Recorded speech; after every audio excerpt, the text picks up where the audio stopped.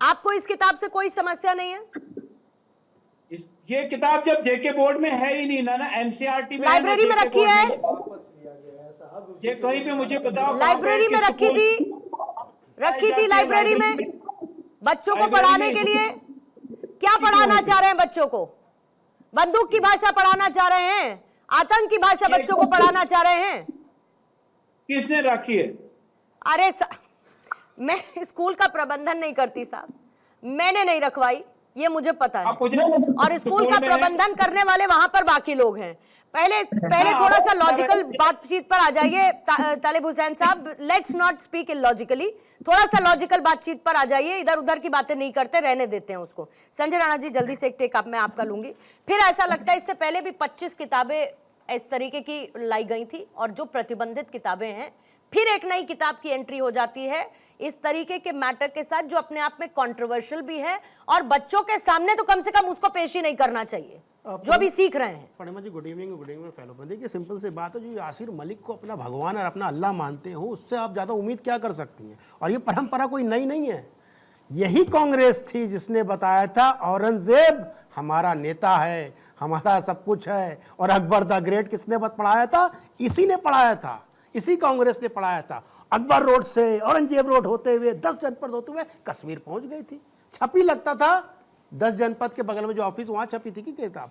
अरे भैया किताब आपने छपवाई, किताब अगर छपी भी गई आप क्या से कैसे पहुंच गई? और मानसिकता देखिए, पता नहीं इमाम कौन से इमामा का वो सुना रहे थे शायरी। अरे शायरी सुनने थे ना बैठे डिबेट में, तर्क देने बैठा हूं, तर्क पूछ रहे हैं। इन्होंने मेरे पार्टी के अध्यक्ष होम मिनिस्टर थे, उसी होम मिनिस्टर के कार्यकाल में कश्मीरियों का नरसंहार हुआ था, उसी होम मिनिस्टर के कार्यकाल में आपने आतंकवादियों को छोड़ा था, उसी होम मिनिस्टर के कार्यकाल में सबसे ज्यादा नरसंहार हुआ था। तो होम मिनिस्टर कौन था उसके बारे में बताने की जरूरत नहीं है, और होम मिनिस्टर कैसे बना था वो भी हमें बताने की जरूरत नहीं है।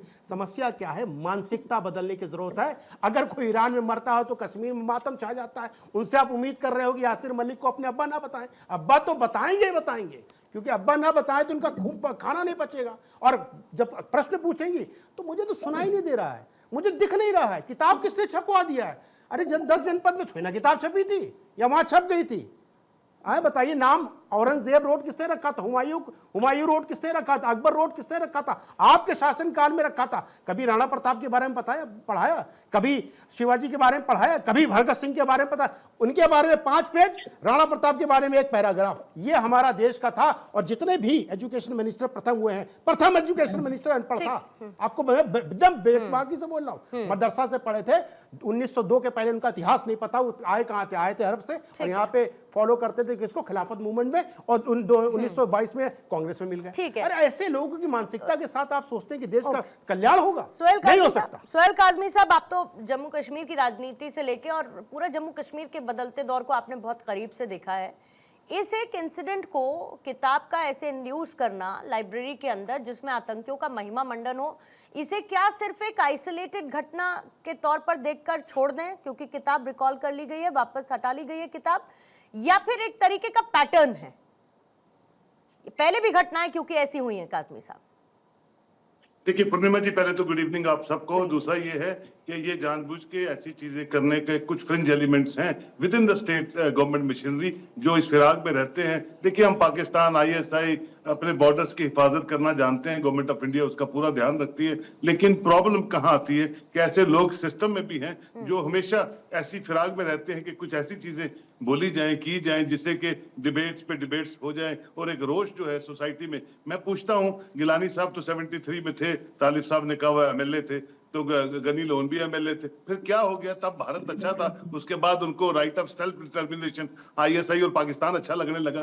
पूरी वो पेंशन आज तक, जब तक वो जिंदा रहे, पेंशन और सब जो चीजें हैं, तनख्वाहें वो स्टेट असेंबली से लेते थे, लेकिन उनको अच्छा जो है पाकिस्तान लगता था। और ऐसे दाड़े से वो जम्मू कश्मीर बंद करवाते थे जैसे कि उनकी जागीर है कश्मीरी सारे। आज लोग उनको भूल चुके हैं। कोई बात दहशत के खौफ में, बंदूक के खौफ में आप कश्मीर को चलाते थे, वो कश्मीर अच्छा था या जो भारत चलाना चाहता है वो कश्मीर अच्छा है। मुफ्ती मोहम्मद सईद साहब बने, बिल्कुल 62 में वो पहली बार डिप्टी मिनिस्टर बने थे। मैं उनकी बहुत इज्जत करता हूं और शानदार पॉलिटिकल वर्कर थे वो, जिसका कोई और वही पॉलिटिकल वर्कर जो है हिंदुस्तान का होम मिनिस्टर बनता है। ये है खूबसूरती हिंदुस्तान की। तो ऐसे लोगों को जो भी सिलेक्ट कमेटी है जिन्होंने भी इंट्रोड्यूस की है उनको सैक कीजिए, put them behind bar and एक इन्वेस्टिगेशन ऑन कीजिए ताकि ऐसी गलतियां दोबारा ना हो। भगत सिंह के साथ अब यासीन मलिक को मिला रही हैं, अब भगत सिंह के साथ आप किसी और गिलानी को मिलाएंगे, तो वो चीजें चलने वाली नहीं है। बदलते हुए समीकरण में, बदलते हुए जम्मू कश्मीर में आने वाले बच्चों को देखिए, आने वाले मुस्तकबिल को देखिए,